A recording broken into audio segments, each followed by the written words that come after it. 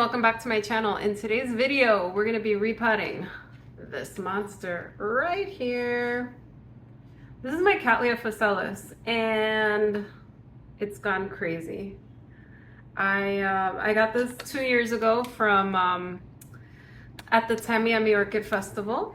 I think I got it from Kroll Smith or Gemini Orchids. I don't remember that well, but it wasn't that big when I got it 2 years ago, and look at it now. The roots are just crazy. So we're gonna repot this beast. It is time to repot it. The roots are coming in all over the place, and we have some long roots that are just attaching to my walls and stuff in the grow space. So when I was flushing this morning, I figured, let's just get this one done. So let's get this out of the semi-hydro setup and let's put it in an organic sphagnum moss and bark setup. So this is the bloom that I got on this Cattleya Fascelis when it bloomed back in June. It's very beautiful. It is a hybrid, a primary hybrid that has a lot of variation to the flower. So I put the ID for you down below in case you're interested. But this orchid has a very strong, spicy floral fragrance. It's very pretty, beautiful pink lip. I really like it, and I look to get more blooms in the future. Now, before repotting, I want to show you what it looks like in this semi-hydro setup. So I realized that it was drinking up the water reservoir within a day. There's roots growing out of it, so it's time to repot. I just can't wait any longer. And I'm going to get it out of that semi-hydro setup. I'm going to put it in bark and sphagnum moss. And what I did here was I got 2 pots. I got a 5-inch pot and a 6-inch pot, some alcohol, my cutting shears, and I got some twine. So I spent a while trying to get this out of the pot, and I really struggled. The roots in there were just very vigorous.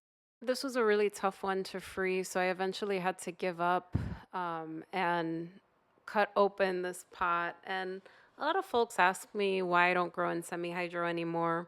I made a couple of videos. If you check out my latest Ask Me Anything video, I explain it, but in the case for this orchid, I just find that a lot of the Deli containers that I used were getting outgrown very quickly. This is a good example of one. I repotted this last spring actually, and it really outgrew everything. And I just find that it's really hard to repot anything in semi-hydro. My Cattleyas do pretty well, but some of the other orchids don't. This one did really, really well. So this is a good example of semi-hydro working out for one of the plants. But I just find it kind of hard to flush and repot and deal with the Leca. You'll see what I'm talking about as I try to free these roots.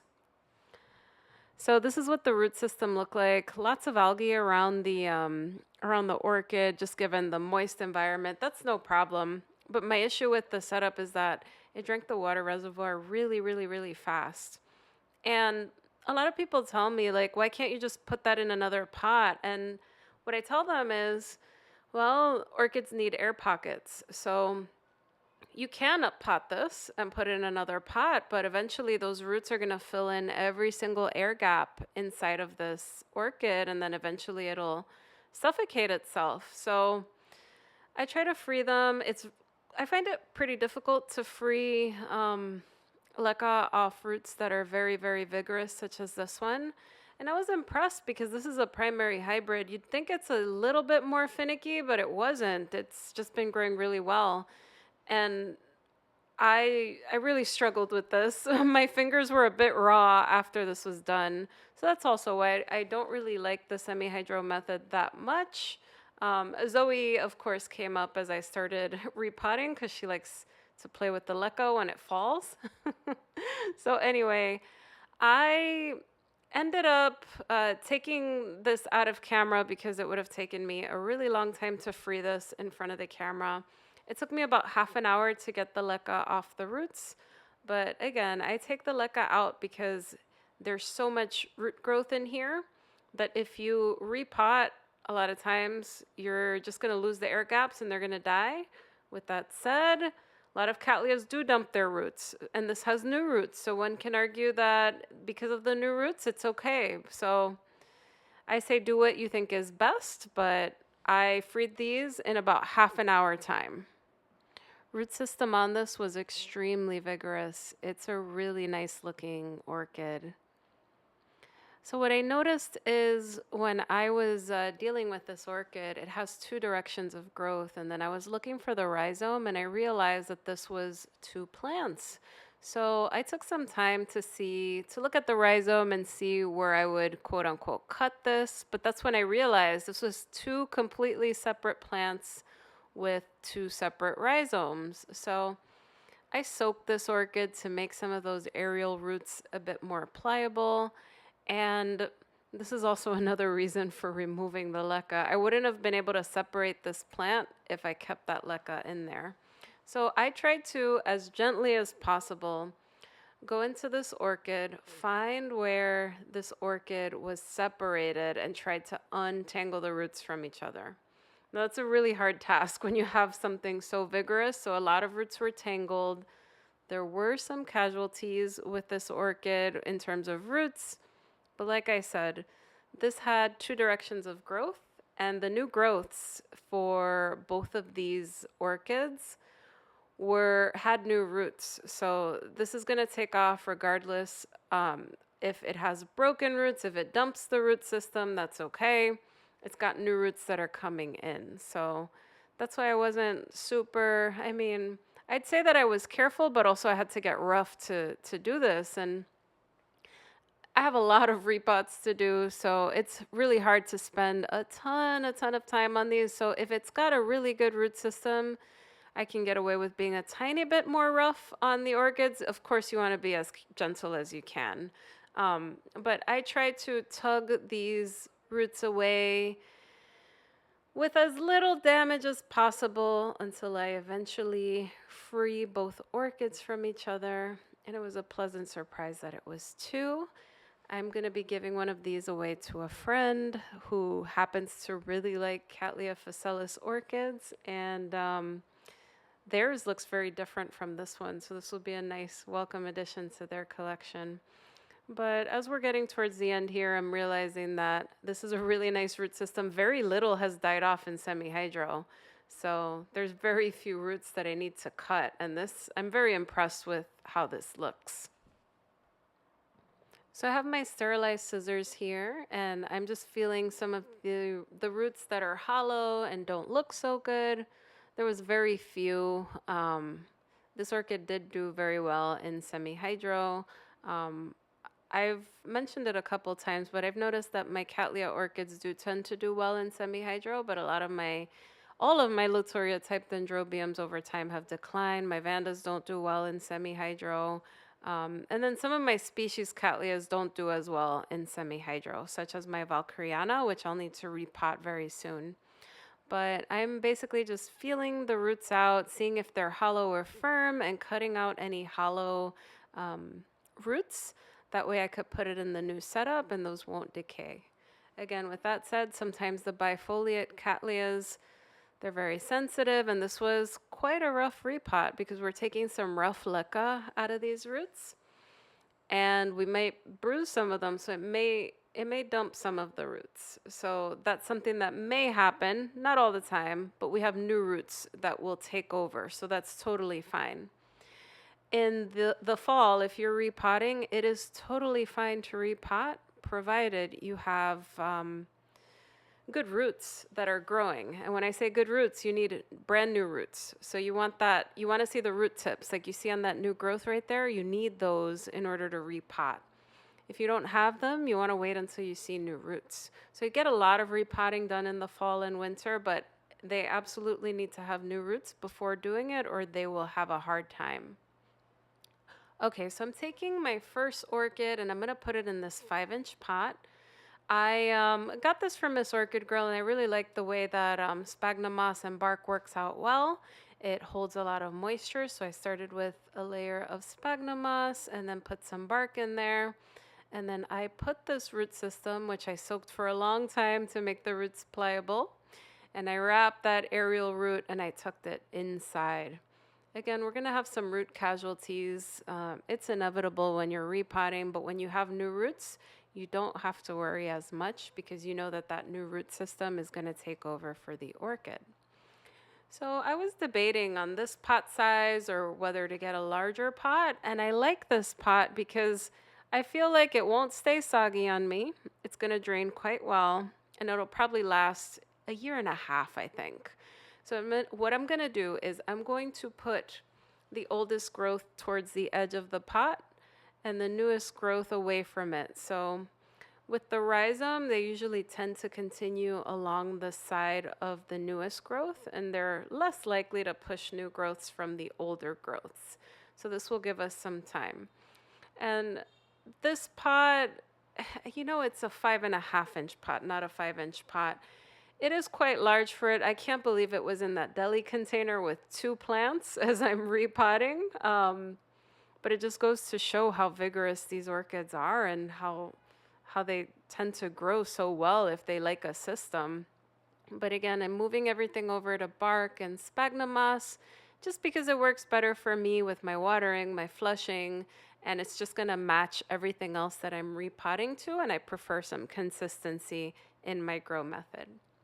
So I'm going to take sphagnum moss and I'm going to layer it in with some bark. I am using kiwi bark that I got from Sunset Valley Orchids, and it's been working out really well. I bought a whole box of it, so I still have some left. I'm going to run out though because I have so many orchids to repot. And what I'm doing here is I'm making sure that that old growth is at the very edge, as I mentioned, and you'll see the new growths, they're kind of curved out to the side. I'm going to address that at the end of the video, but I'm going to correct that because I don't want this orchid to grow sideways or grow downwards or anything like that. And I have a related hybrid.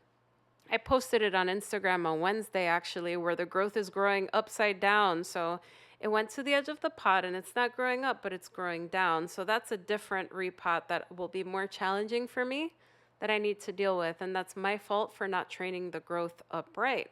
So what I'm doing here is I'm putting moss and bark in here, and I'm very aware of where these roots are growing and what direction they're going in.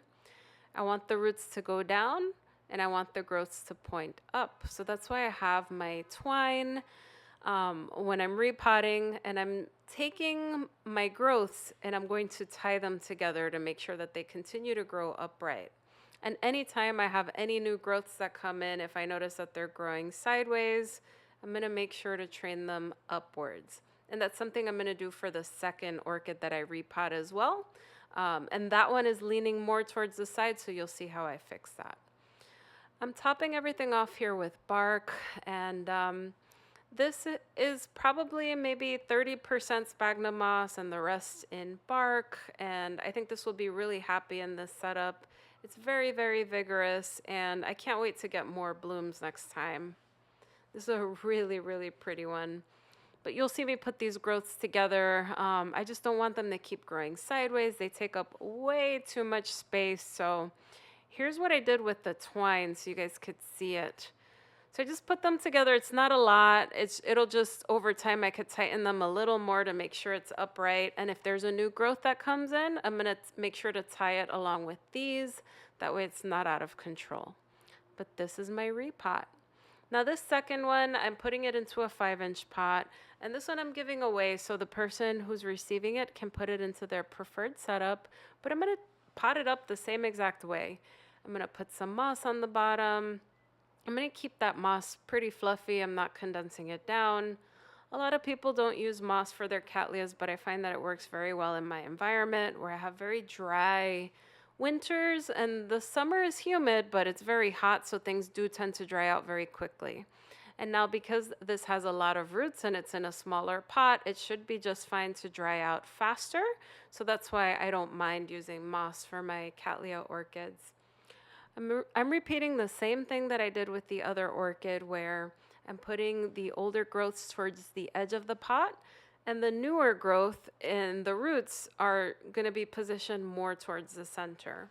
So I'm putting bark in here, and you'll notice that the growth is leaning more towards the side, so I have to be a little bit more careful here because I don't want this to grow sideways or down like my Pecaviensis orchid, which I need to correct. at some point when I repot it this week. So I'm putting bark in here, and I'm very, very aware of that growth leaning to the side.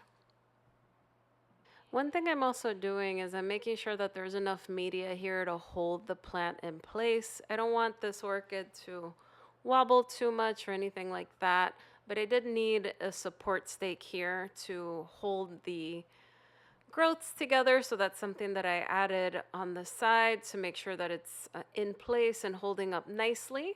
As you can see, there's no roots supporting this side of the orchid, so that's where I'm going to get my support stake and put it in on this side. Make sure that there's enough media to hold it down and keep it firm, and then we're going to tie those growths around it so that it can grow nice and straight up versus sideways. Because if I leave it like this, we're going to get a growth facing straight down. So I'm going to add that support stake right here on the side, and we're going to go from there.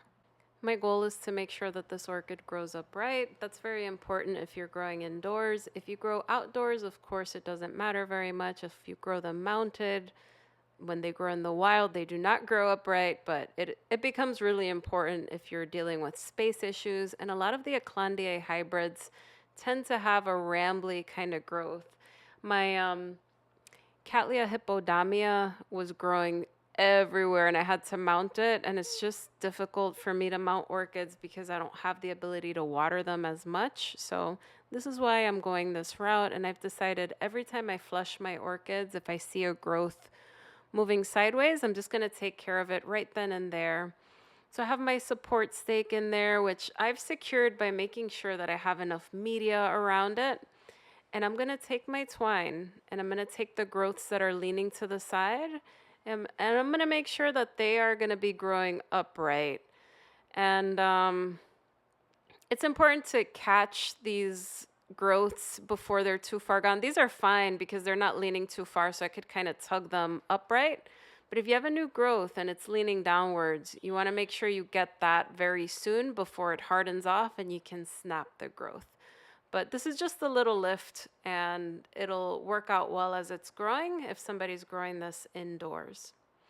I'm just covering the roots here with a little bit more bark. This is going to Florida, so it should make it just fine with their humid temperatures and take off from the old roots, and those new roots should make it just fine. Once in a while, I find that new roots die off when you repot them just because they get a little shocked, but this one will be just fine. I don't remember this orchid being 2 plants when I repotted it, so it was kind of funny to me to see it grow sideways, completely forget it was 2 plants, and now they're filling up a 5.5-inch pot and a 5-inch pot. Both are full of roots. I don't know how it was in that Deli container thriving, but this one's going to go to Florida. It should do really well out there, and I'm going to keep this one on the left. I hope to increase the bloom count. Love the fragrance on it. Love Cattleya hybrids, but they just take a little longer to bloom than my favorite Richard Mueller ones. Anyway, guys, thank you so much for watching, and I will see you in the next video. Bye, everyone.